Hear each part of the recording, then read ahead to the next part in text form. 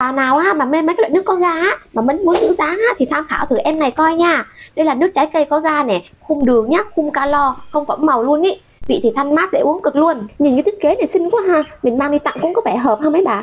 Có 4 vị nha, vải nè, cam chanh nè, đào và táo nhá. Tôi thử một vị nha, hay là chọn em vị vải này nhá. Mới phui ra là đã thấy thơm rồi á. Mấy cái em này nè là phải uống lạnh mới ngon nha. Phui ra thì cái mùi dễ chịu nhá. Uống thì kiểu mát lạnh này, ngọt ít, ga nhẹ nhàng nhá. Vị trái cây thì tươi mát. Uống thêm vị táo thì còn nghiền hơn nha, tại vì gu tôi là thích táo mà. Mấy vị chỉ khác nhau về hương vị trái cây thôi nha.